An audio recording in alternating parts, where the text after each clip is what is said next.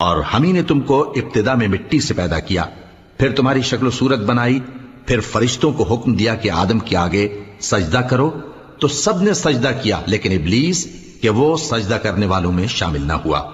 اللہ نے فرمایا جب میں نے تجھ کو بھی حکم دیا تھا تو کس چیز نے تجھے سجدہ کرنے سے باز رکھا؟ اس نے کہا کہ میں اس سے افضل ہوں، مجھے تو نے آگ سے پیدا کیا ہے اور اسے مٹی سے بنایا ہے۔ فرمایا تو بہشت سے اتر جا، تجھے شایع نہیں کہ یہاں تکبر کرے، پس نکل جا کہ تو ذلیل لوگوں میں سے ہے۔